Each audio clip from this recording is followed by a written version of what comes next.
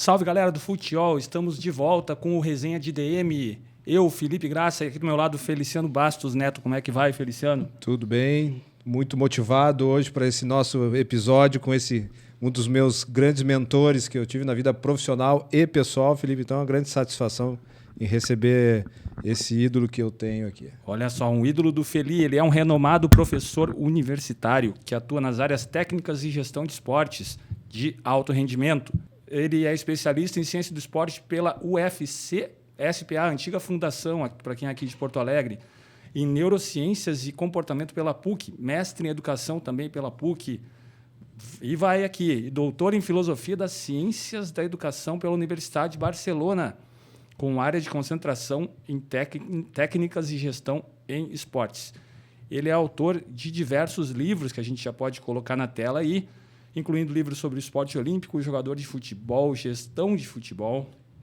E foi uma introdução longa, assim como é extensiva a carreira e a habilidade do Hélio Carraveta, que nós recebemos com grande alegria aqui no programa. É um prazer poder conversar com vocês, jogar a conversa fora, falar sobre esportes, falar sobre futebol, falar sobre a vida, falar sobre a promoção da saúde, falar da analogia do esporte com o empreendedorismo, a analogia do esporte com a promoção da vida, falar sobre a analogia do esporte com as diversas manifestações da vida dos seres humanos e das manifestações do esporte na sociedade. Tu acreditas, Hélio, que o esporte é uma espécie de treinamento para a gente saber perder? O esporte, em primeiro lugar, eu acho que o esporte é vida. Esporte é vida. Esporte é movimento. E hoje ainda eu estava comentando, o movimento é a chave da vida. E o movimento faz parte do esporte. E muitas vezes a gente questiona como nós não exploramos os movimentos do nosso corpo. Então, a performance corporal, muitas vezes, a gente abandona. E a performance corporal não tem idade. Cara de 90 anos, hoje tu vê esses movimentos de corrida de rua, nos movimentos esportivos, tu vê pessoas de 100 anos, cento e poucos anos, se expressando através do movimento. Então, hoje, e cada vez mais, a vida é movimento, o esporte é movimento. Aí tu tem as diversas manifestações, segmentos do esporte, né? Tu tem o esporte de participação, onde predomina tem o rendimento está implícito dentro do esporte. E tem o esporte de alto rendimento, de alta performance, né? Que é um esporte que é um processo mais de elitização, né? Dentro da pirâmide é uma minoria, dentro da visão do esporte de alto rendimento. Mas o esporte em si é esporte de rendimento, todo esporte é de rendimento. No prefácio dessa obra que eu estou lendo, Jogando com os Pés, Treinando com a Cabeça, acho que é Rafael o nome de quem fez o prefácio, um filósofo. Tem o prefácio do Rafael, tem o do Tite também. Isso, aqui. Lá na isso, contracapa. Rafael Casper. O Rafael falou que tu és um entendedor do movimento. Já estamos vendo, botou entre aspas, um entendedor do movimento, e falou que não se pode fatiar o corpo no agregado de joelhos, sinapses, braços e outras partes isoladas. Então, e ainda o Tite falou, que eu anotei aqui, deixa eu pegar aqui, o Hélio sabe que no esporte os valores morais e humanos são prioritários. Adenor Bach. Então, são muitas informações que a gente está trazendo e só com a tua conversa introdutória já me puxou aqui várias ideias. Queria ver se o Feli tem uma pergunta inicial para fazer para o Hélio. Não, eu sou todo ouvidos hoje. Olha só. Bom, então, a vida é movimento. O Hélio começou a sua carreira esportiva, a sua caminhada no esporte, na verdade, foi no começo de uma corrida de esporte. Eu comecei, na realidade, o meu sonho, a minha paixão era o futebol. Mas a bola não me ajudava, ou eu não ajudava a bola. Eu tive com o seu Jofre no campo do Nacional, um período, depois eu tive com o seu Álvaro no Grêmio, mas a bola não me ajudava. E eu voltei para o Internacional, lá com o seu Jofre no campo do Nacional, ali no Menino Deus. E aí o pessoal do atletismo, o seu Jofre disse, porra, eles querem que tu corra. Te gostaram? Eu não quero correr, eu quero jogar futebol. E aí eu fui numa competição lá no Parque Ramiro Soto, corri de pé descalço e ganhei uma carreira. E aí fui para casa. E voltei lá para o seu Jofre para treinar, mas era não a minha possibilidade, meus amigos subiam e eu ficava. Eu sabia das minhas limitações, mas eu era esforçado, dedicado, mas gostava, amava futebol. E aí eu recebo uma carta da Sojipa. E com 14 anos, aquela carta, aquilo lá me envaideceu. Eu digo, porra, vou lá. Aí cheguei na Sojipa com aquela carta, digo, porra, um clube germânico, com acesso limitado, que naquela época tu tinha era uma classe social também favorecida, né, para participar. Eu disse, porra, vou lá tentar. Aí fui lá e rapidamente eu tive uma ascensão no esporte. Com 16 anos, eu já tinha sido 16 para 17 anos, fui recordista brasileiro, fui campeão brasileiro juvenil. E aí fiz uma carreira dentro do esporte, um esporte duro, e eu fui um atleta que eu reconheço, eu nunca tive talento. Eu, inclusive, corria tecnicamente.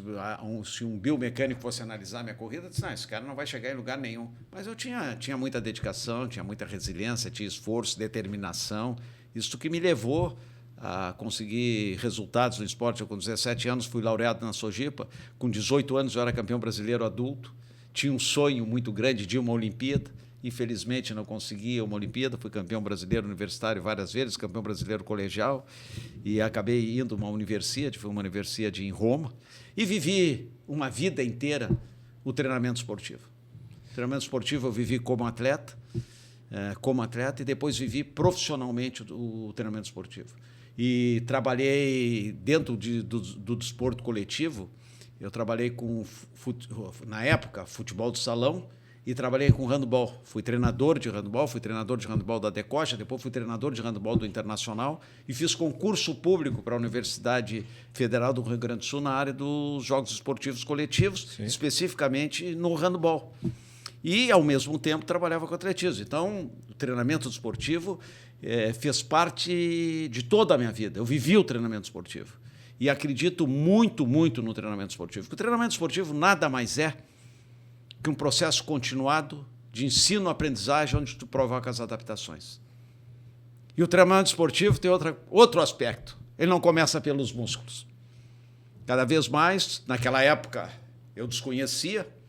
Depois, estudando, me dedicando, desde os 18, eu vivo o treinamento esportivo, estudo a gestão de pessoas, gestão de grupos e gestão do treinamento.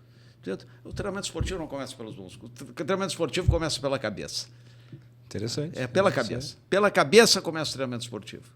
E aí tu vê assim, muitas vezes a gente fala em talento, muitas vezes está na cabeça, tá? O talento é adquirido. Olha só.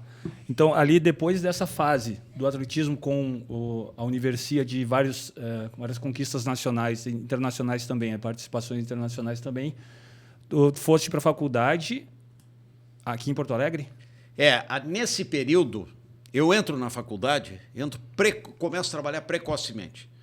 Eu, com 18 anos, eu já estava na universidade, era professor estadual a título precário em São Sebastião do Caí, era professor com 18 anos do Colégio São João, onde eu fiquei 19 anos, era treinador de atletismo das categorias inferiores da Sojipa. Então, eu com 18 anos, 19, pela minha história no esporte, eu comecei a trabalhar dentro da área esportiva e dentro da área da educação física, que naquela época estava surgindo as escolas de educação física, e no estado obrigaram a 3 aulas por semana e não tinha professor de educação física. Normalmente eram profissionais a título precário, muitas vezes militares que davam a título precário, e eu fui trabalhar em São Sebastião do Caí. Então, comecei precocemente em relação a isso, aí fiz o curso de educação física. Paralelo ao curso de educação física, eu não terminei, eu fui para a nutrição, na Unicinos, fui num dos primeiros grupos da nutrição, faltaram os estágios. No meio do curso da nutrição, eu fui fazer medicina e ciência do desporto na época, a Faculdade Católica de Medicina. Então, desde aquela época, eu estava envolvido ao treinamento desportivo, gestão de pessoas como professor, e, ao mesmo tempo, estava sempre até agora estudei. Até os 60 anos eu terminei um curso, um MBA na PUC, dentro da área de neurociência e comportamento. Então, eu estudei a minha vida inteira. Eu passei a estudar, me interessar. Eu sempre tive muito foco dentro dessa área do treinamento, dentro de uma perspectiva pedagógica, sempre olhando o homem como um todo. O homem nós não somos partes, olhamos como um todo. E ao tempo cometi nessa trajetória muitos erros.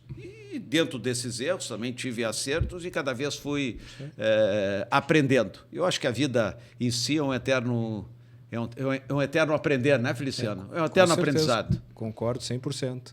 E, Hélio, você acha que, né, essa sua vivência como atleta ajudou a formar o Hélio como um ser pensante e entender o atleta que depois veio a ser um objeto de estudo, o ser humano que ainda depois veio a ser objeto de estudo, ter passado por isso favoreceu de alguma forma o seu entendimento, a sua narrativa? Favorece. Eu acho que em todas as modalidades, vamos supor, um treinador de futebol que passou como jogador, que ele foi jogador, ele traz subsídios, né? Em qualquer área, traz subsídios. Sim. Isso não quer dizer que alguém que não tenha passado pelo esporte não possa ser um excelente treinador, treinador de alto nível. Pode as pessoas não passarem pelo esporte ou não passarem como jogador de futebol e se tornarem sem dúvida, profissional de alto nível. Mas a vivência no esporte, tu tem um aprendizado. Tu tem um aprendizado, diferentes formas de aprendizado, porque muitas vezes tu sempre, na prática esportiva de alto rendimento, a adversidade vai estar presente em todos os momentos. Isso aí. Em todos os dias tu vai encontrar barreiras. Então tu tem que superar as barreiras diariamente. E outro aspecto também, tu tem que ter confiança e tem que ter foco naquilo que tu queres. E tem outro aspecto também que eu considero importante. A maior recompensa que nós temos, que muitas vezes a gente confunde, quando tu tem foco, a maior recompensa é interna, não é externa. E muitas vezes a recompensa externa, ela prejudica a recompensa interna. Muitas vezes um pai ama um filho e muitas vezes ele oferece tantas vantagens para o filho que muitas vezes o filho vai chegar a um determinado momento, ele não vai se realizar, ele vai querer mais vantagens, porque ele teve uma determinada recompensa fora daquele momento. Então, eu acho que a própria recompensa, tu tem que buscar a recompensa interna. Perfeito. Depois, a externa, ela vem naturalmente. Agora, quando a recompensa externa é precoce, então é mais difícil a tua ascensão. Por isso que nós tem um sociólogo francês, Pierre Bourdieu. Ele classifica muito bem, dentro dos trabalhos dele, dentro das pesquisas dele, ele caracteriza muito bem a prática esportiva de determinadas modalidades esportivas com a classe social que o indivíduo ocupa. Sim. Ele mostra esportes onde existe uma renúncia muito grande ao esforço, uma renúncia muito grande às regras, onde o contato corporal é constante. São esportes que predominam como atletas, indivíduos de classes menos favorecidas. Aí tu tem o boxe, tu tem o atletismo, tu tem o futebol. Esportes onde tem um distanciamento do corpo, onde não existe uma obrigação, uma submissão às regras e ao esforço, tão grande as regras e o esforço. Pertence a classes sociais mais favorecidas, que é o caso do tênis, do golfe. Sim. Então, ela é muito bem caracterizado. E como ele caracteriza, eu vou mais adiante. Eu levo isto muito pelo sistema de recompensa. Por quê? Se eu estou num ambiente onde eu tenho todo o conforto, eu tenho uma série de vantagens, eu tenho uma série de opções, porque eu vou submeter a um programa continuado de esforço, onde eu tenho que me submeter à regra, onde eu tenho que ter disciplina. Muitas vezes eu não quero. Não quero. Aí nós estamos vendo o contrário.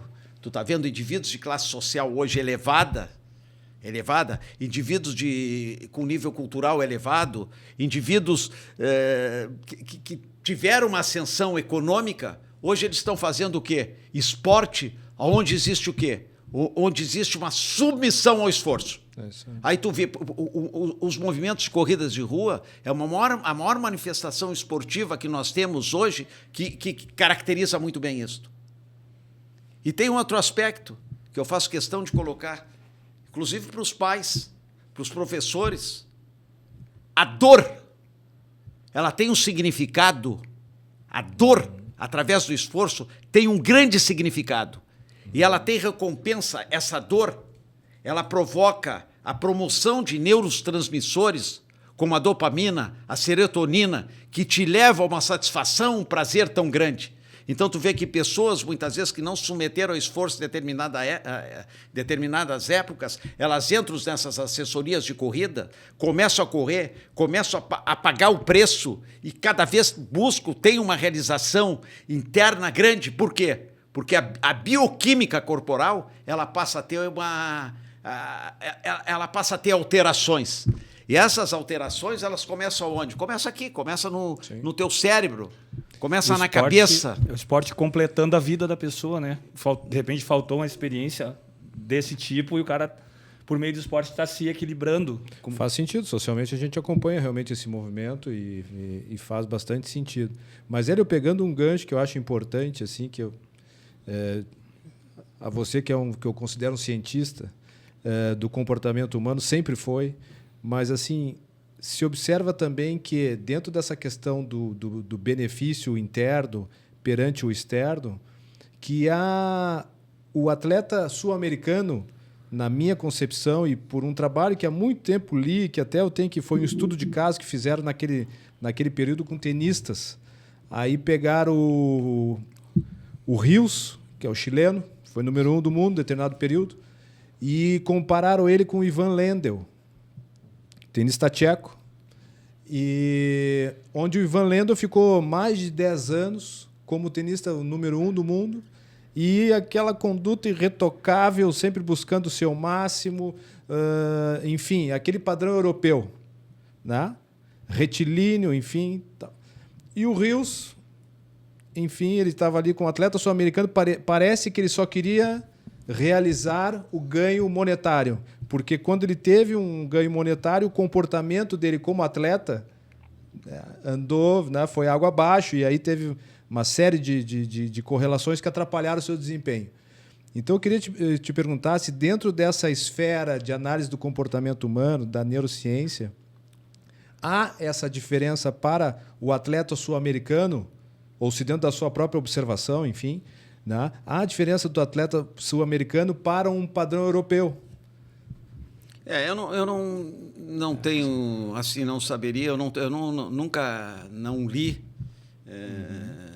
nada em relação ao comportamento humano do sul-americano relacionado ao europeu. Eu desconheço em relação a isso. Mas uma coisa é clara, tem um ditado japonês, né, que diz o seguinte: cedo ou tarde a disciplina vence o talento. Então, muitas vezes, eu não conheço a história do Rios, pode ter muito talento, mas ele perdeu a disciplina. Aí entra outro aspecto, aquilo que eu coloquei no início. A motivação interna, ela que te provoca a continuidade. Quando a motivação externa ela passa a ser maior que a motivação interna, a tua progressão ela vai perdendo um pouco. Eu não falo de uma forma linear, mas eu falo assim em termos do crescimento. Tu vai perdendo o crescimento e o teu desenvolvimento. Quando o externo, a motivação externa passa a ser maior que a interna. Eu vejo, nós temos um grande problema hoje no futebol. Um monte de problema no futebol. Que muitas vezes o jovem hoje, junto com a família, ele tem uma motivação externa, porque tem uma recompensa externa muito grande, que foge totalmente aos padrões de vida que esse jovem, que essa criança ou esse jovem teve, que a família teve. Então, muitas vezes, se ele não for bem trabalhado, se não for bem educado, aí entra o aspecto da educação, essa motivação interna, a motivação interna, ela vai perdendo espaço para a motivação externa. E o que te faz superar as adversidades, as dificuldades, a tu dar algo mais, é aquilo que é interno, não é o externo. O externo, muitas vezes, essas recompensas externas, elas provocam, muitas vezes, uma inibição, provocam barreiras no teu crescimento. Vamos ver se porque assim, deixa eu colocar aqui, Eli, porque eu estou te entendendo até porque... Só que eu quero que vocês entendam uma coisa, eu quero deixar bem claro para quem está escutando. Muitas vezes a gente vê determinados atletas que tiveram, que se consagraram dentro do esporte. Esses atletas, até eles chegarem a isto, eles conseguiram o máximo rendimento e sempre tiveram motivação interna. Sempre tiveram motivação interna. Só que é óbvio, eles alcançaram. O cara foi 2 vezes melhor do mundo. O cara quebrou um recorde mundial e se manteve num determinado período. Chega um momento, ele é contratado, ele passa a ser contratado, mas ele não tem a mesma motivação. Que isso é normal. E as pessoas querem que muitas vezes esse atleta, ele está relaxando, ele está festa. Não, ele já deu o que tinha que dar. Então os clubes contratam esse jogador, que ele passa a ser importante, é uma referência, mas tu não pode esperar mais. Não pode esperar mais. Porque ele já pagou o preço. E tem uma história bonita de 10 anos, 12 anos como atleta.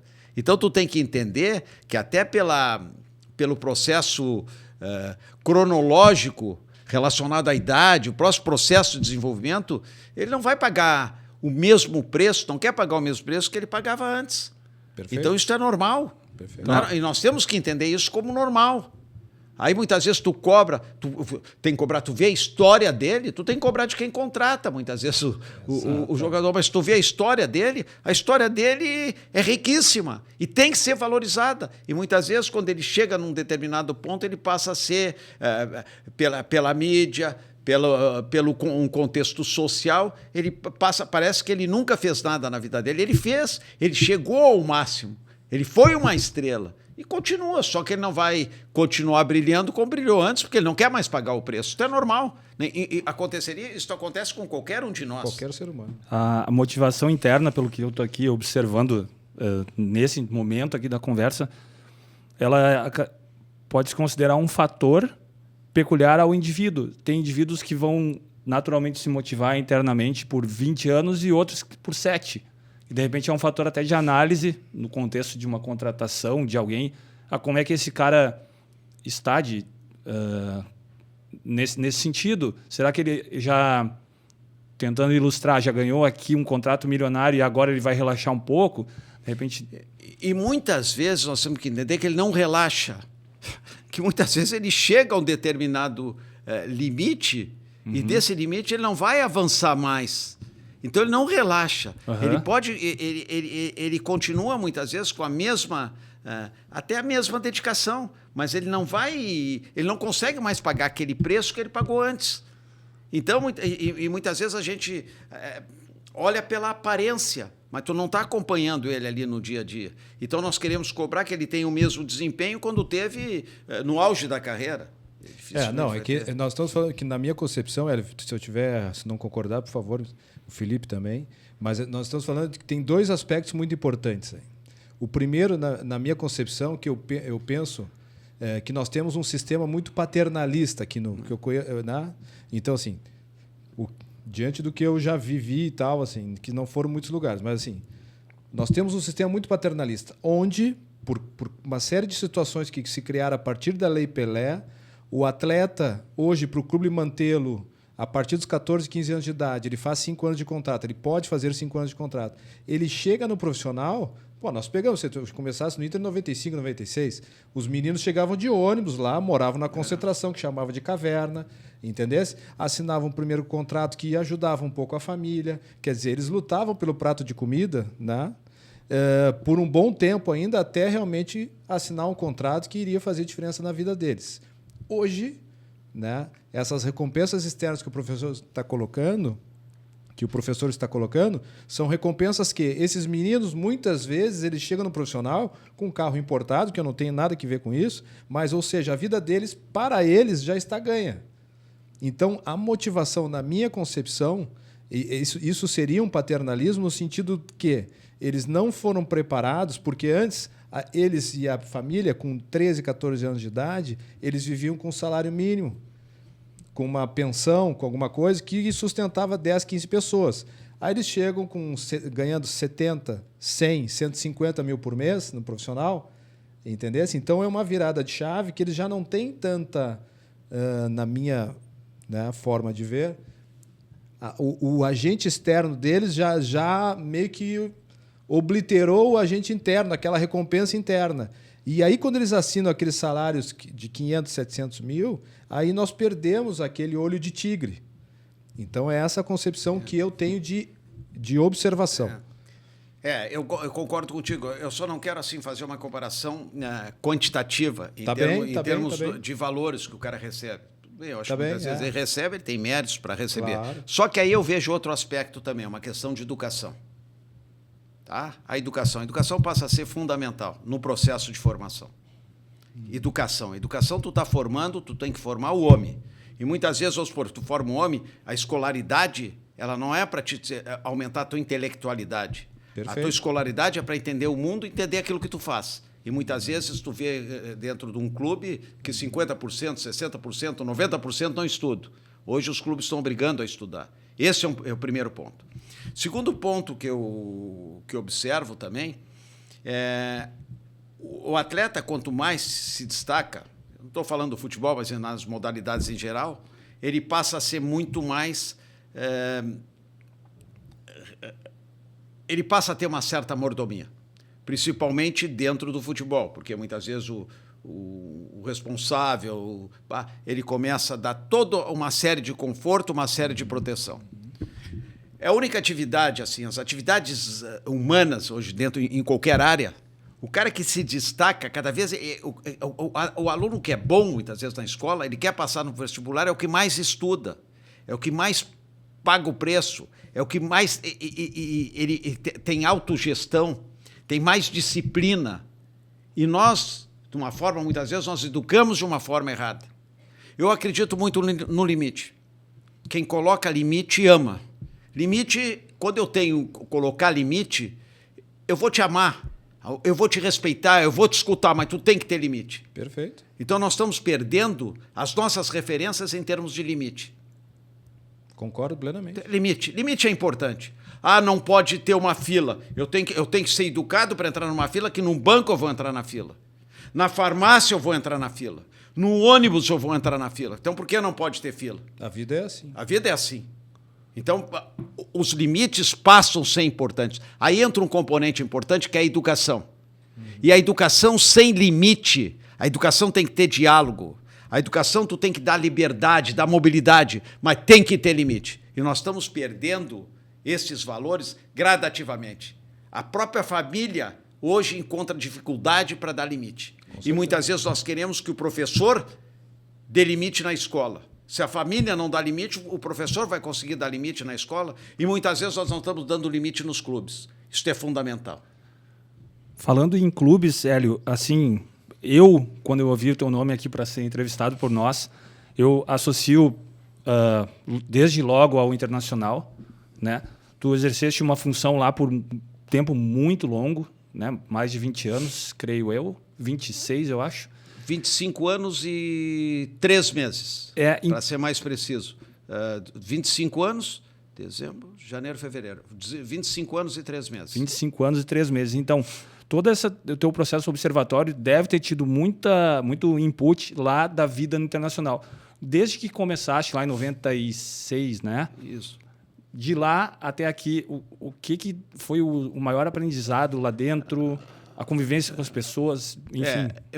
O Internacional, eu tive uma vida, 25 anos e 3 meses. Além da vida no Internacional, eu tive um grande aprendizado. Além do grande aprendizado, eu desenvolvi no Internacional um sentimento, um amor pelo clube, pela instituição muito grande. Além de tudo isso, eu cometi muitos erros, como qualquer profissional. Reconheço que cometi muitos erros. E tive no Internacional diferentes funções. Tive uma experiência no Internacional muito grande. Eu fui no Internacional, no primeiro momento, como coordenador de preparação física. Depois eu fiz 2 temporadas e meia, eu fui coordenador geral, seria um diretor executivo, desde pegar dinheiro a fazer logística. Eu cheguei a fazer 1 ano de dinheiro com logística. Eu não posso deixar de reconhecer aqui uma pessoa que me ajudou muito, que foi o Edson Prats. Foi um cara que me ajudou muito, muito, muito no Internacional. Pessoa fabulosa. Em todos os momentos. Foi um cara que me deu suporte. Foi uma pessoa muito importante dentro, naquele momento, na minha vida profissional.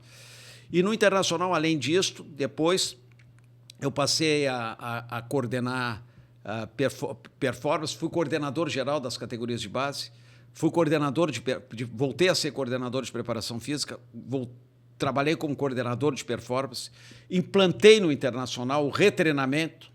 O retreinamento não existia, implantei no Internacional. Dentro do Internacional, eu elaborei diferentes projetos, planos de ação. Eu tenho no Internacional que eu elaborei vários planos de ação. Participei do planejamento estratégico. Eu vivi o Internacional. Foi uma vida no Internacional. E eu hoje tenho um carinho, um amor pelo Internacional muito grande. E, ao mesmo tempo, sou grato ao Internacional. E foi uma grande aprendizagem. Foi uma aprendizagem que eu convivi desde os meninos do processo de formação, desde treinadores que estavam num processo de formação, com treinadores do alto rendimento. Eu cheguei a trabalhar no Internacional, dentro do Internacional, com mais de 50 treinadores. Mais de 50 treinadores. Então, é um aprendizado. Foi um grande aprendizado e foi um momento muito importante. Eu acho que eu tive um ciclo no Internacional, esse ciclo termina, como o ciclo inicia, o ciclo termina. Terminou esse ciclo no Internacional, continuo indo ao campo, torcer. Tenho meus amigos do Internacional, que eu quero muito bem, que eu gosto do Internacional, tem funcionários antigos do Internacional, que eu tenho um carinho muito grande por eles, e torço para o Internacional, para a direção atual, para as outras direções com quem eu passei. Não é por essa direção que eu saí, que eu não vou deixar de torcer para o clube do meu coração e quero que eles acertem o trabalho, façam o trabalho cada vez maior. Claro. Na questão do retreinamento e das tuas funções exercidas lá, a gente aqui, espectadores, principalmente eu, que não estava no esporte profissional, a gente tinha uma figura até mítica. O jogador que está voltando vai passar pelo professor Hélio Carraveta. Então, ali, eu acho que entrava um encontro das várias disciplinas do clube, que o teu departamento era um hub, digamos assim, tinha que conversar com todo mundo, não? Exatamente. Eu tinha uma relação, muitas vezes, com o treinador, tinha uma relação muito próxima com a fisioterapia, e tinha uma relação com o departamento médico, com a fisiologia, com a nutrição. Eu tinha uma relação com todos. E dentro do trabalho, quando tu vai... O que significa o retreinamento? Retreinamento é um processo de readaptação. Tu readapta. Então, tu retreina, tu está readaptando, porque ele perde adaptações. Vamos voltar ao conceito de treinamento desportivo. O que nós entendemos por treinamento esportivo? Treinamento esportivo é um processo continuado de neuroaprendizagem, que tu busca mudanças de comportamentos integrados. Vamos supor, o treinador, ele trabalha com treinamento esportivo, que é um processo de neuroaprendizagem, ele está trabalhando com a cabeça do atleta, está provocando adaptações. O treinador hoje, adaptações relacionadas ao sistema organizacional, à tática, a técnica associada à tática.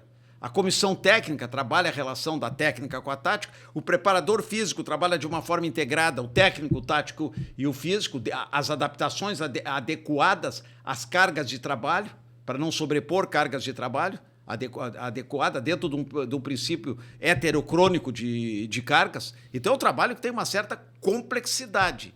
E, além do mais, esse atleta lesiona. aí passa por uma avaliação do departamento médico, ou passa por um processo cirúrgico, do departamento médico ele passa para a fisioterapia, e da fisioterapia ele é avaliado dentro da área da fisiologia, e dentro da fisioterapia tem o acompanhamento nutricional, e dentro da fisioterapia, muitas vezes dentro até da área da psicologia, e da fisioterapia ele passa para o retreinamento. Então é um processo. E muitas vezes, dentro desse contexto, tu, enquanto atleta, tu tem muitos conflitos. E tu tem que tomar decisão, porque muitos conflitos que o atleta chega a um determinado ponto, tu acha que aqui, ó, esse atleta, ele apresenta ainda a deficiência disso aqui, e outra coisa, essa lesão muitas vezes não está cicatrizada. Porque quando ele começa com a continuidade, a progressão dos esforços, a progressão da carga, muitas vezes ele sai da fisioterapia, não é culpa do fisioterapeuta, porque o fisioterapeuta ele adapta ao movimento, mas ele não adapta a progressão de carga. Ele adapta ao movimento. Está adaptado ao movimento, vai lá, vê os caras, porra, aí me passa. Aí quando entra na progressão de cargas, o que acontece? Se essa lesão não está consolidada, ela reaparece. Ele começa a sentir... É um fator para recidiva. Exatamente. Ele começa a sentir... Aí o que tu passa? Tu volta para a fisioterapia. Então, muitas vezes, isso gera um certo constrangimento. Mas como se tu tem uma equipe integrada, isto nessa época... Tu passa... Tu entende aquilo lá. Eu tenho um caso interessante, muito interessante, que eu vou colocar para vocês em relação a isso. Eu não sei se era tu fisioterapeuta com o Tite, tu era o fisioterapeuta? Não.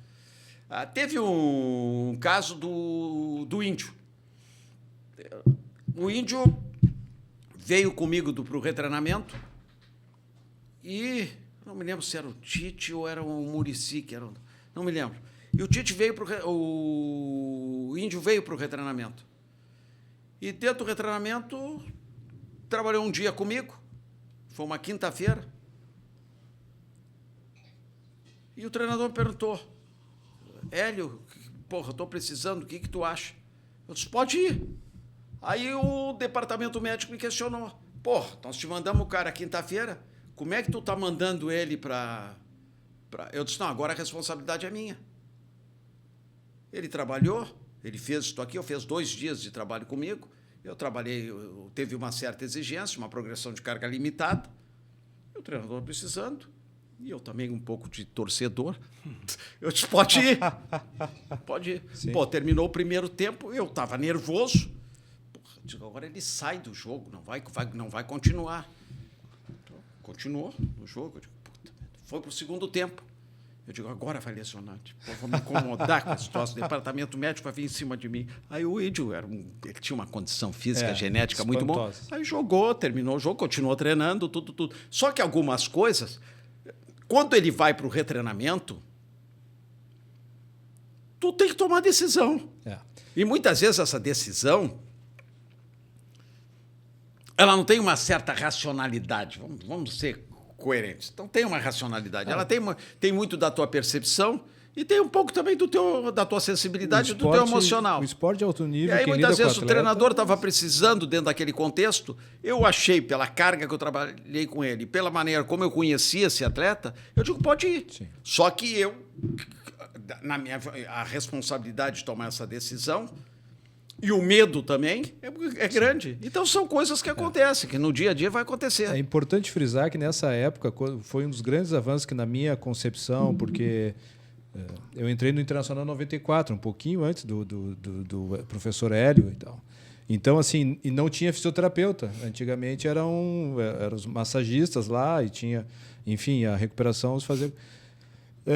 Na época, a gente tentou construir com o falecido irmão de vida, amigo Eduardo Silva, porque há um hiato muito grande. Quando o atleta sai da fisioterapia e, para ser liberado para treinar com o grupo, há um hiato muito grande, especialmente quando ele para mais de mês, entendeu? Então, as cargas adaptativas, todas as valências físicas, o atleta realmente ele está muito abaixo do grupo que está treinando normal. Então, assim, nós começamos de uma maneira muito precária, eu e o Eduardo Silva. Então, por vezes, o Eduardo Silva saía da preparação física, que ele era auxiliar, mas saía da preparação física para tentar fazer o recondicionamento que nós chamávamos na época. E, por vezes, eu saía da fisioterapia, ia para o campo e tentava fazer. Professor Hélio Carraveta, doutor Luiz Crescente. Então, o que o professor Hélio falou agora há pouco? Então, a integralização e a transdisciplinaridade da equipe, que depois o Hélio aprimorou, e aprimorou muito bem, tanto que é um modelo que se segue até hoje, né? É que fez, na minha concepção, Hélio, se eu estiver enganado, você coloca, mas assim, na minha concepção, foi o que permitiu que o Internacional, naquele período, nós crescemos muito em termos de reabilitação e, inclusive, foi o período que nós menos tivemos recidivas de lesões. Entendeu? Porque muitas vezes o Hélio está colocando bem, quando a gente trata atleta, e aí a gente vê com tudo que é tipo de absurdo que se coloca na imprensa. Quanto tempo ele vai ficar parado? Mas o que apareceu no exame? O exame, como dizia Celso Gomes, né? O exame é uma foto. Ele não pode condicionar e chancelar nenhum tempo de recuperação. Precisa de sensibilidade do profissional, precisa do profissional conhecer o atleta e precisa justamente essas áreas diferentes interagirem entre si. Né? Então, eu acho que ali tu vai concordar que foi realmente um crescimento muito grande que nós tivemos. Exatamente. Aí, quando tu vê, vamos por a relação quando a gente fala em interdisciplinaridade, quando fala em transdisciplinaridade é uma coisa que entra, tu interage com a alma, com a tua sensibilidade, com o teu espírito humano. Entende? Mas isto existe outra coisa também, que dentro destas áreas existe uma relação de horizontalidade. Essa relação de horizontalidade é muito importante, tu respeitar o espaço do outro e o outro respeitar teu espaço. Tu ter humildade do teu conhecimento e o outro também ter humildade em relação ao conhecimento.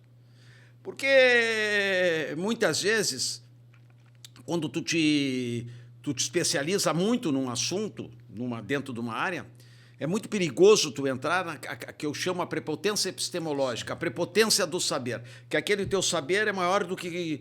Aquele teu saber é maior que tudo. Aquele teu saber, muitas vezes, é um grãozinho de areia dentro de um universo. Então, tu tem que saber, tem que ter capacidade de interagir. Então, isso passa a ser importante. E quando tu trabalha em equipe, tu tem que ter essa relação de humildade. E outra coisa também, tu tem que acreditar que as equipes, é importante, elas têm também que se nivelarem a nível de conhecimento. Perfeito. Eu não posso trabalhar com equipes se eu tenho pessoas que tenham mediocridade em termos de conhecimento. Isso aí tudo é óbvio, mas ela tem que ter um nível de conhecimento. Não precisa ter uma sapiência, uma notoriedade em termos de saber, mas tu tem que ter uma base dentro do saber para poder interagir. Isso é muito importante. E aí eu acho que nesse período... que eu estive no Internacional, nós estivemos no Internacional, existia um equilíbrio. E o Internacional passou a crescer muito dentro desse contexto. Agora eu quero fazer uma colocação para vocês. Dentro desses meus estudos que eu venho fazendo, eu venho há tempo trabalhando dentro de um projeto para o processo de formação do jogador de futebol. Opa. Preocupado com tudo isso que eu vivenciei, que já aconteceu, que eu vivenciei na base. Então, eu venho estudando o processo de formação do jogador de futebol dentro de uma perspectiva de totalidade e dentro de uma perspectiva em relação à recompensa. E dentro de uma perspectiva de uma cultura organizacional. E eu acho que nós temos que mudar rapidamente a cultura organizacional no processo dos clubes, no processo de formação dos jogadores de futebol. Posso te fazer uma pergunta nesse aspecto aí de formação de jovens? Uma pergunta que também é bem discutida na imprensa em geral e na internet.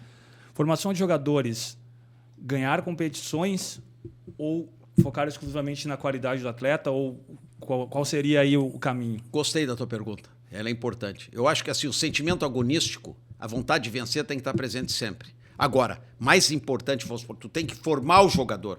Tu vai não formar time, formar jogador para ganhar, mas não formar time. Nós estamos pensando qual é a diferença. O que ocorre hoje? Forma um time. Se tu me der, dentro do modelo estrutural, se eu sou treinador da Sub-14, eu quero ganhar, eu vou formar um time para ganhar. Não me interessa se eu vou formar um jogador. Eu vou formar um time, organizar um time para ganhar. Não, eu tenho que formar jogador para ganhar. E da formação do jogador, formar time, sempre para ganhar. Eu acho que isso aqui, que o sentimento agonístico, não levando a uma obsessão pelo rendimento, uma obsessão pela vitória. Mas tu tem que educar para ganhar. Ele compete para ganhar. Então, essa história de não ganhar, tu vai formar, tu tem que ter, tu tem que entender dentro do teu processo de formação. E outra coisa que não existe, nós vivemos um modelo. Eu vou falar da realidade do futebol brasileiro, que eu desconheço os outros. Já fiz estágio no Barcelona, agora mesmo estive no Real Madrid um ano passado, fui muito bem recebido com Ancelotti, com Pintos, estive lá, voltei a Barcelona várias vezes, acompanhei praticamente, mas não conheço a realidade toda do futebol europeu. Eu falo da realidade do futebol brasileiro. A realidade do futebol brasileiro, nós vivemos o dilema da descontinuidade. Tu não tem continuidade na equipe principal e tu não tem continuidade no processo de formação. Outro aspecto, nós formamos times de jogadores. Não, nós temos que formar times de formadores. Times de formadores. Vamos por assim, eu não posso entrar na sub-12 se eu estou dentro de um sistema. Quando a gente fala em sistema, nós falamos em um processo de interação, de comunicação, de progressão de conteúdos, de interação de conteúdos, de progressões de adaptações. Então, tem que formar um time de formadores. Um time de formadores que vai formar jogadores. Os formadores são os educadores, os preparadores físicos, o que trabalha no staff. O próprio treinador. O próprio treinador. Os treinadores são formadores. Então, é time de formador. E outra coisa, o time de formador, onde o treinador é um gestor. É um gestor secundário. Porque ele vai trabalhar, ele vai tomar todas as decisões, mas decisões dentro de um plano de ação do gestor principal, que é o coordenador. Ele toma todas as decisões da comissão técnica, mas tem que existir um encadeamento em termos de conteúdo, um encadeamento em termos de progressão de conteúdos, um encadeamento em progressão de informações, um encadeamento em informações aos processos adaptativos das emoções. Tem que estar tudo. Então, isso aqui é fundamental. E nós não estamos fazendo isso. Alguns clubes, eu sei que alguns clubes têm um clube no Brasil, que eu sei que está trabalhando nessa área, tem outro que eu também tenho informações que está começando a trabalhar nessa área, mas a maior parte dos clubes não trabalham nessa área. E outra coisa assim, nós vivemos ainda numa visão intuitiva e nós não queremos mudar o modelo. Nós queremos que esse modelo continue, porque existe resistência. No momento que eu passar a formar times de formadores, eu posso tirar momentaneamente autonomia entre parênteses, porque ele vai continuar com a mesma autonomia, mas posso tirar um pouco da vaidade daquele treinador da categoria sub-11, sub-10. Ele continua com a autonomia, mas ele submete a um processo de encadeamento, de interação, de conteúdos de carga, conteúdos de informações. Mas aí você está falando de uma padronização de toda, no caso da formação do jogador, da categoria de base, que nem sempre existe. Não existe. Nem técnica? Não, eu não falo padronizar sistema, sob hipótese alguma. Não é sistema. Não, padronizar o ensino, o treinamento. A formação. O treinamento. Vamos supor, eu quero que o menino chegue a um determinado... Eu tenho, vamos supor, vários ciclos de treinamento. Eu quero que nesse ciclo aqui ele tenha uma excelência na finalização, uma excelência nos domínios técnicos, no controle de bola. Agora eu te pergunto o seguinte, ele passa um microciclo de treinamento, uma semana, ele cruzou 4 vezes, finalizou 5 vezes, cabeceou 5 vezes. Absurdo. Ele tinha que terminar a semana finalizando tantas vezes, Sim. 40 vezes, 50 vezes. É entender que a necessidade do treinador sub-14 é a mesma, uma necessidade dele, que lá na estrada de formação do jogador, começa a ser suprida no sub-12. Então, aqui que tu começa a trabalhar, vai trabalhar, depende do ciclo, que tu vai criar ciclos. Eu não tô definindo o ciclo. Vamos supor, eu vou criar um ciclo de 10 a 13 anos, vou criar outro ciclo de 13 a 16 anos, vou criar outro ciclo de 16 a 19 anos. Nesse ciclo eu tenho objetivos. O atleta tem que terminar esse ciclo com esses padrões comportamentais, tem que terminar esse ciclo com outros padrões comportamentais. Nunca preso a um sistema, a um modelo. Que se tenham estratégias e que essas estratégias não sejam dependentes da pessoa que está ali, mas que a instituição estabeleça essas estratégias a partir Quem estabelece o programa é o treinador, encadeado com outro. Então, vamos supor assim, ó, esse aqui, ele está trabalhando um determinado fundamento, ele tem um nível que ele vai alcançar em termos de fundamento. Tu jogou futebol, então tu tem que ter um nível desse fundamento. Aqui tu vai chegar a um outro nível de, fundamento, de domínio dos fundamentos, a um estágio.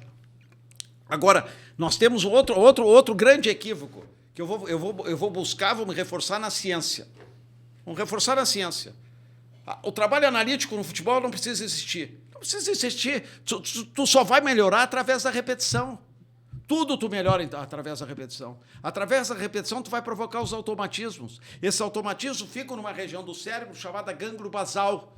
E esses automatismos, cada vez mais, tu vai melhorar através da repetição. Repetir, repetir, repetir. Agora, a inteligência para jogar futebol são outros processos de aprendizagem. Mas esse processo de aprendizagem para a inteligência, o desenvolvimento, a flexibilidade cognitiva, ela vai depender também desse processo analítico onde tu está desenvolvendo a automatização dos fundamentos. Não tem nada a ver uma com a outra. Elas passam a ter interdependência.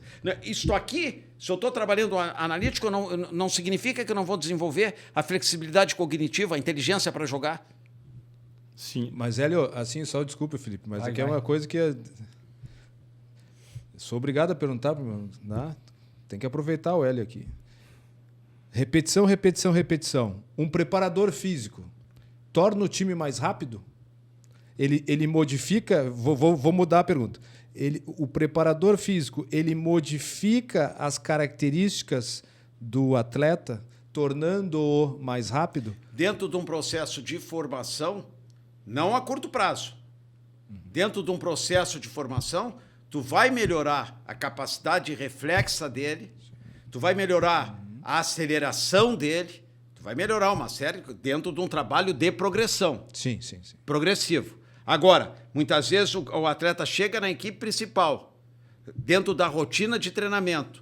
O que tu vai? Tu vai adaptar para ele jogar dentro daquele processo organizacional, tu vai dar manutenção de algumas características, tu estimula a ação reflexa dele, tu pode melhorar um pouco da força dele, mas tu otimiza dentro daquele contexto. Mas a melhora em cima de padrões físicos, indicadores físicos é muito pequena. Sim. O que eu quero, eu aproveitei esse gancho, até para ver, né? Obviamente eu sei da sua opinião, mas é que eu percebo também, né, dentro de uma análise de contexto, hoje eu não trabalho mais futebol, mas eu continuo analisando o ser humano e a questão de treinamento, enfim, que muitas vezes as pessoas, digo assim, até quem lida com futebol, ex-jogadores, dirigentes, imprensa em geral, querem que determinado time tenha intensidade e velocidade, enquanto que a característica dos jogadores não permite mais. Ou são jogadores que já têm um certo tempo de carreira, que a gente sabe que, né, a célula ela modifica e aí não tem mais o que tirar dali, né? Ou outra que o jogador ele nunca foi veloz. Sim. E aí a culpa é do preparador físico, a culpa, entre aspas. Né? Então, eu acho que a própria a velocidade, a tomada de decisão e a performance de um time, ela tem uma relação muito próxima com a organização da equipe. E muitas vezes os impactos adaptativos hoje no futebol, quem provoca a maior parte dos impactos adaptativos é o treinador, dentro do trabalho, a comissão técnica, dentro do trabalho técnico-tático, porque fica o próprio espaço para a preparação física, tu tem uma inteligência, tu está trabalhando com a inteligência para trabalhar determinadas características de jogadores sem dar uma sobrecarga e otimizar determinadas condições. Tá? E eu tenho assim, tem vários preparadores físicos que eu trabalhei, que eu gosto, e falo hoje assim que eu tenho uma aproximação muito forte, tem uma aqui que está muito próximo de mim, que é o que faz um trabalho excelente, para mim é uma grande referência hoje no futebol brasileiro, que chama-se Paulo Paixão. Né? Paulo Paixão, além do conhecimento dele, da experiência dele, ele tem uma sensibilidade muito grande e tem um trabalho de interação, tanto com o jogador quanto a comissão técnica. É um cara inteligente, é um cara que trabalha muito com a cabeça do jogador de futebol. É um cara que se entrega para o jogador de futebol. Eu faço essa referência assim, eu não estou, sob hipótese alguma, eu não quero assim não considerar outros preparadores físicos, que eu tenho inúmeros preparadores físicos, são meus amigos, que têm um nível de conhecimento, um nível de conquistas também relevantes, mas eu faço questão de falar no Paulo Paixão, hoje pela proximidade que eu tenho com o Paixão, e ele está no clube que eu trabalhei. Sim. E que é o clube do meu coração. E que é bom que ele está lá, porque ele consertou o time. E, assim, sem opinião, mas assim, ele é incontestável. Ele é realmente um exemplo assim, a ser seguido, porque ele sabe chegar em todo tipo de pessoa. Tirando a parte de preparador físico, ele consegue chegar e provocar aquele atleta de formas que ele consegue extrair daquele atleta o melhor. Assim, corroborando com isso, nós temos aqui exatamente na orelha do livro, desse livro aqui, Jogando com os Pés, Treinando com a Cabeça. Esta obra apresenta as ideias e as práticas que orientaram minha vida profissional. O meu amigo Hélio Carraveta sintetizou com muita clareza tudo aquilo que eu penso sobre a modernidade do futebol e sobre a gestão dos treinamentos. Paulo César Paixão, preparador físico. Então, aqui corroborando também com... Independente de ser, eu faço a referência para ele, assim como eu faço, isso aí eu estendo a outros preparadores físicos com quem eu trabalhei, que têm qualidade, mas eu faço essa referência pela proximidade que eu tenho com ele até hoje, pela amizade que eu tenho e pelo fato dele estar no clube que eu trabalhei 26 anos agora, já tinha trabalhado em 3 oportunidades com ele e acompanho o trabalho dele atualmente como torcedor, né? E como amigo dele, vejo o trabalho, e para mim é uma referência que eu tenho muito grande. Na tua experiência, os jogadores que se tornam expoentes nas suas carreiras ali no Inter, a gente tem até imagens aí da 289 em diante, Arthur, se puder puxar. Dá para notar que determinados elementos da recompensa interna, da motivação interna, determinam que esses caras sejam excelentes? A gente está trazendo aqui, por exemplo, não sei se o caso do Alex foi um cara com uma super carreira. Dá para nitidamente relacionar? Dá. Eu acho que eu vejo essa força interna, essa vontade interna, ela faz um vencedor. Eu vou dar um exemplo para vocês aqui, que é próximo nosso também, que faz um trabalho maravilhoso, que eu sou fã dele, que hoje faz um trabalho de solidariedade, né? Político, não é nada, é um cara autêntico e que foi um grande vencedor. Foi um cara disciplinado, educado, trabalhei com ele. É um cara que cumpre as funções, disciplinado em todos os sentidos. Um vencedor foi o Dunga. O Dunga é um exemplo disso. O maior exemplo que tu tem é o Dunga. A dedicação do Dunga e as conquistas do Dunga. E a dedicação dele, hoje o amor dele, o amor ao próximo, tu vê pelo que ele vem fazendo. Isso até me emociona de ver o que o Dunga tem feito fora de campo e o que ele fez dentro de campo. E ele merecia um reconhecimento muito, muito maior do que ele recebeu durante a carreira e como treinador. Eu acho que é uma referência que eu tenho um carinho por ele, até me emociona falar, porque pelo que ele vem fazendo, o que ele faz. É um filantropo, ele faz sem querer. É uma referência que eu acho que nós tínhamos que... Essas referências são importantes, esses valores são importantes. Esses valores deveriam servir de espelho para uma sociedade, para as pessoas, para o mundo onde nós vivemos. Eu era bem novo lá em 84, quando ele subiu, 83, e sabia que ele era bom de bola. Foi para o Vasco, foi para o Santos, aí foi para a Europa. Aí quando ele... Depois de 90 ali... O Dunga, porque ele passou a jogar de bola, de dar passes milimétricos, não tinha limite, o cara. Eu acho que ele foi evoluindo até... Quer dizer, desde então ele se dedicava incrivelmente ali e se tornou um jogador melhor próximo dos 30 anos. Mas ele foi um vencedor, em todos os sentidos. Outra coisa assim, qual é o objetivo do futebol? Qual é o objetivo que ele tinha na função dele? A função dele, ele foi perfeito. Então, tu não pode querer comparar as características do Dunga com as características do Ronaldinho, as características do Dunga com as características do Romário. São posições diferentes.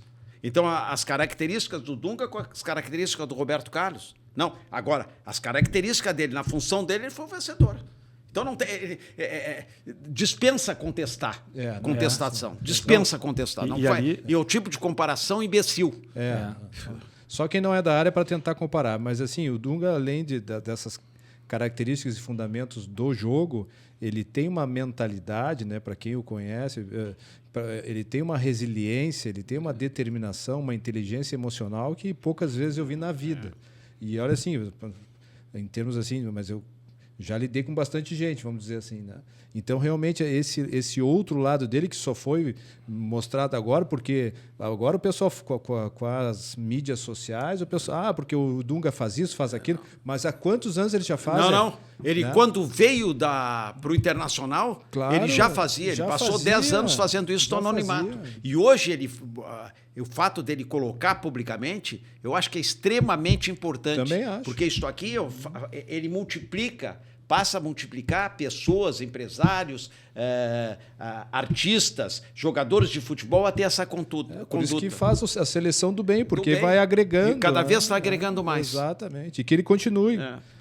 E, bom, falando de Dunga, um grande expoente dessa questão que nós falamos. E aí a gente estava passando aqui até umas imagens do livro também. A gente pegou imagens do Alex, do Forlan. Esses caras aí, tem algum caso, ou esse cidadão aí também?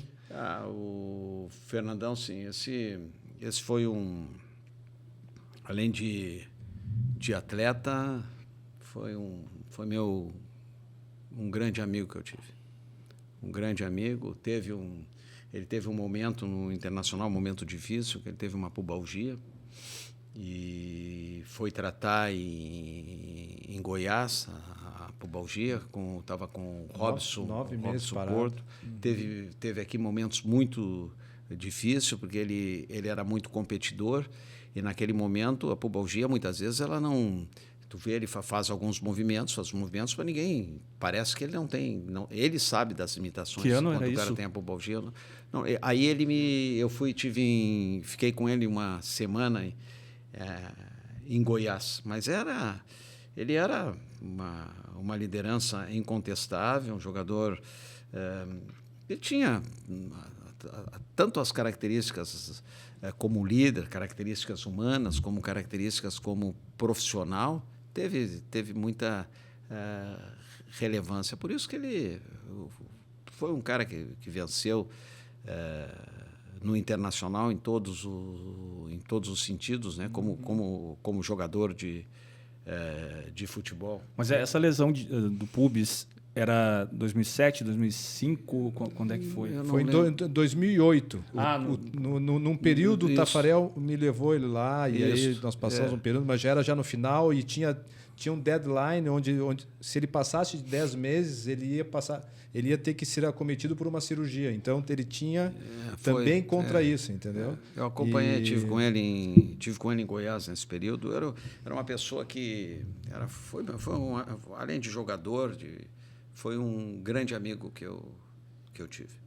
E vocês estavam presentes na conquista do Mundial. E aos 10 anos de Inter, vocês conquistaram o Mundial. Aos teus 10 anos de Inter, vocês conquistaram o Mundial, o né? Inter, eu vejo assim, o Inter teve muitas conquistas.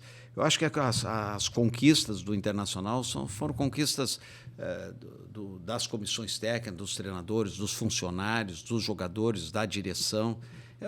Foram conquistas de todas. Eu participei como mais um colaborador. Eu era um colaborador do Internacional, participei de vários momentos do Internacional, mas era mais um.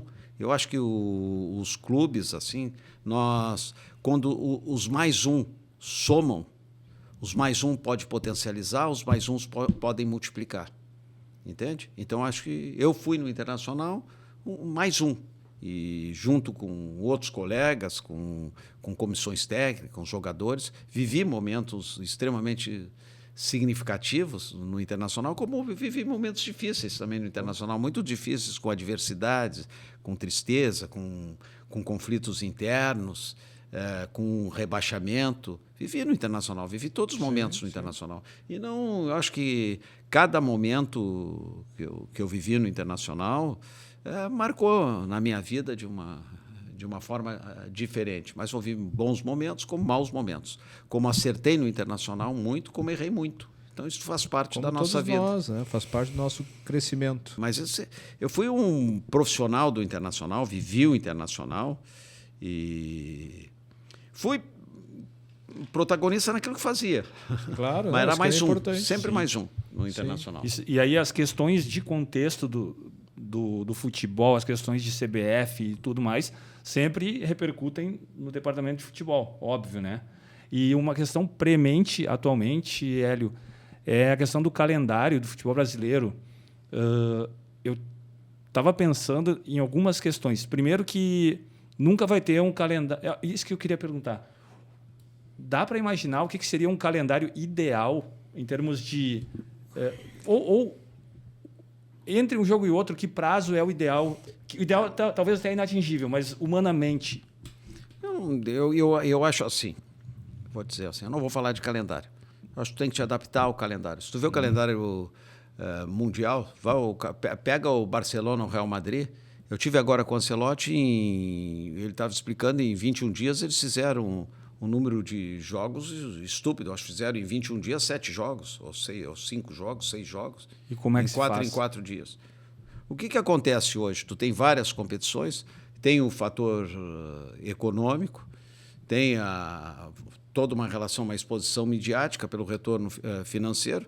Tu tem que te adaptar ao calendário. Outra coisa, para te adaptar ao calendário, te obriga a ter um plantel maior de jogadores, o plantel maior, mais qualificado de jogadores, não basta ser 11 jogadores, tem que ter um plantel qualificado. E dentro dessa realidade, tu tem que te adaptar.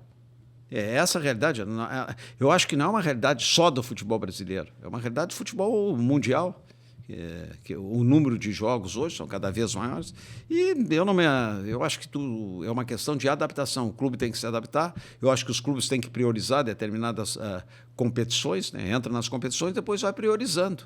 E tem que ter um plantel. Então o custo do plantel é maior, mas em compensação tem um retorno financeiro maior. Eu não me atrevo a falar em calendário. Há quantos anos nós estamos com esse calendário? O mundo inteiro está com calendário. Hoje ainda saiu que a Conmebol sugeriu que a próxima Copa tenha 64 seleções. Só que, por outro lado, tanto para o jogador quanto para as comissões técnicas, é uma rotina, pode falar do status dos jogadores de futebol, status financeiros, o retorno financeiro, mas é uma rotina escrava. Para qualquer, como profissionais, hoje essa rotina é uma rotina escrava.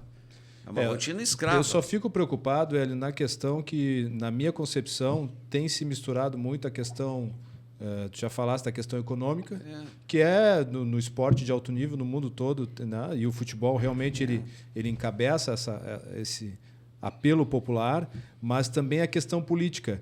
E eu penso que, aí já entrando para a parte do fisioterapeuta analisando e tal, para quem... Mas, assim, eu acho que o ser humano está chegando no seu limite em termos de... Mesmo que o Lancelotti tenha conseguido jogar em 5, 6 partidas em 21 dias... Eu não lembro, não sei te dizer... Não, mas não é um... Mas, assim, que fossem 4 partidas. Eu penso que o ser humano, dentro da conotação da mudança do treinamento físico-desportivo, da pressão que o atleta... Porque hoje... Com as mídias sociais, o atleta ele tem ali a arquibancada no telefone dele. Sim. Então, assim, eu penso que o atleta está chegando no seu limite. Né? O ser humano está chegando no seu limite. Então, assim, se nós quisermos que esses atletas fiquem mais tempo conosco, que nós tenhamos Cristiano Ronaldo com 40 anos, com Messi com 38, né? Só para ponderar aqui, eu penso que nós temos que rever esse aspecto. Tem que ser e que eles fossem respeitados. Se nós fôssemos buscar o que é o ideal, seriam 6 jogos por mês. Seria o ideal. 6 jogos por mês, 5 jogos por mês, 6 jogos por mês seria ideal. Exato. Agora sim, para um país continental como o Brasil, que tu passa tanto tempo e nós aqui do Sul, né? Tudo, exatamente. Viajamos tanto do Sul quanto no Nordeste. Que então, seria ideal 6, 5 jogos mensais. Mas esse ideal, se eu vou falar aqui, nesse momento, assim, falando com vocês aqui, eu vou perder tempo falar de calendário, que não vai acontecer. Se fala em calendário, não vai acontecer. Vou dizer, isso seria o ideal. Mas, então o que acontece hoje? Tu tem um calendário, o clube tem que se adaptar ao calendário e tem que se adaptar e priorizar o que ele quer. Não tem outra coisa. Esse é o calendário. E se vocês pegarem categorias de base hoje, muitas vezes uma equipe sub-20 joga 50 e poucos jogos. Sim. Então essa relação, a relação do calendário seria o ideal, mas muitas vezes a gente não consegue ideal. Então não tenho muito o que falar. Sim, o ideal, de repente, é um parâmetro para a rotação do plantel. 5, 6 jogos durante o mês. Ou que se pensassem em plantéis mais largos, né? Maiores. Assim, 5, 6 jogos durante o mês. Aí o clube também tem que priorizar as competições que quer. Mas também, os clubes todos priorizam todas as competições, porque tem um retorno financeiro. Claro. É difícil, uma situação difícil, complexa. né? É complexo. Então, assim, eu viu só? Não é um almanaque ambulante. É impressionante. Mas tem algum tema, Hélio, atualmente? Tu falaste muito em neurociência. Não, hoje o meu tema que eu estou estudando é em relação ao processo de formação do jogador de futebol. Eu estou trabalhando projetos, estou trabalhando em cima da formação do jogador de futebol. É uma proposta de uma cultura da mudança de um contexto da cultura organizacional. Então, tenho trabalhado em cima disso. Tu me perguntar aqui o que eu faço, trabalho em cima disso. E tenho trabalhado, vamos supor, dentro do treinamento esportivo, eu tenho estudado muito, mudei meus conceitos. Eu tinha um conceito que eu defendia, nos meus primeiros livros tu vai ver que o treinamento esportivo é um processo de ensino-aprendizagem. Não. O treinamento esportivo é um processo de neuroaprendizagem, que tu provoca adaptações continuadas dentro desse contexto. É em cima disso aí. Muito bom. Eu agradeço também a oportunidade de estar aqui participando, conversando com vocês. Tá? Muito obrigado. Muito bom ter aqui. Nós que agradeço o agradecemos, convite né? aqui. Posso uma pergunta de acréscimos? Pode. Sobre a formação de jogador de futebol, o que precisa ser aprimorado ou reorientado? Eu acho que tem que mudar a cultura da organização. Eu acho que tu tem que ter formadão, tu tem que formar jogadores de futebol, não formar times. Formar jogadores de futebol para vencer em times, nos times. Mas primeiro tu tem que formar um jogador de futebol e junto formar time. Mas uma cultura onde tu forma o jogador de futebol. Hoje tu está formando o time e não forma jogador de futebol. Tu vê assim, qual é o aproveitamento dos jogadores de futebol hoje? Nós temos hoje, tu tem empresários extremamente qualificados, tu tem profissionais extremamente qualificados, tem gestores de negócios qualificados. Então, nós temos que mudar. Só que o aproveitamento dos jogadores de futebol, tu vê o Brasil é o maior exportador de jogadores de futebol. Se tu pegar o processo de exportação de jogadores de futebol pela população do Brasil, nós ficamos em 14º. Nós estamos lá em cima em primeiro, mas eu acho que nós poderíamos aproveitar, porque nós temos um manancial humano muito bom, e tu tem captadores muito bons captadores.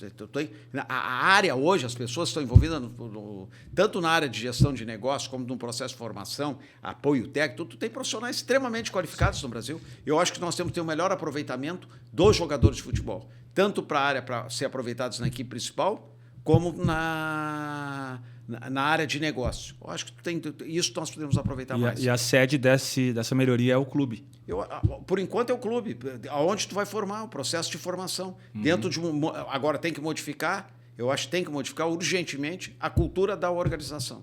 E outra coisa também, tem que valorizar o professor. Tem profissionais que têm característica para trabalhar com atletas de 14 anos, com 13 anos. Ele não tem característica para trabalhar com adultos. Exato. E esse profissional ele tem que ser valorizado para trabalhar ali com 14, 15 anos. Ou para trabalhar com 12 anos. E ele tem cada vez mais ele ser um especialista para trabalhar dentro daquelas categorias. Que muitas vezes ele tem. Agora, o que precisa? Ele busca uma ascensão para poder crescer. Mas, Hélio, por exemplo, dentro de um estudo agora que tu estás fazendo, agora não, já faz 12 anos, mas assim, dentro da neurociências, por exemplo, é importante na formação do atleta ter psicólogo, assistente social, é importante? As áreas de apoio são importantes. Todas as áreas de apoio são importantes. Tá bom. Eu quero tirar a neurociência, eu trabalho com neuroaprendizagem dentro da relação do treinamento esportivo. Certo. Bom, a vida está requisitando o Hélio aí, né? Então, vamos agradecer novamente a participação dele aqui. O cara é professor, porque ele ia falando e eu automaticamente ia anotando aqui temas para expandir meu estudo aqui dessa profissão de daria para ficar mais 3 semanas aqui falando com ele. Claro, acabou o primeiro período agora. Então, vamos te agradecer imensamente. Eu que agradeço. Compartilhar. Muito obrigado. Agradeço a oportunidade. E Felipe, é isso então? Não, é isso. Ele é essa querido. enciclopédia ambulante com quem eu Pô, aprendi muito. É uma satisfação estar aqui na frente dele. Ele sabe disso, que eu aprecio muito o que ele fez por mim na minha carreira e na minha vida pessoal, como orientador, como tutor até. É uma pessoa que eu admiro muito e que, né, nos acrescentou muito hoje. E te agradeço, Hélio. Um abração na família. Eu que agradeço Beijo a oportunidade grande. de estar aqui contigo. Beleza. Então, galera... Vocês. Beleza, obrigado, Hélio, mais uma vez. Galera, esse programa foi em alta rotação e só temas muito interessantes. Vamos assistir aí 1, 2 vezes, compartilhar. Então, mandem para as pessoas, tem muito aprendizado aqui. Hélio Carraveta, Hélio Salvador Carraveta, obrigado mais uma vez. Galera, curtam, compartilhem, sigam. Aquele abraço. Até a Valeu. próxima com Futebol Resenha de DM.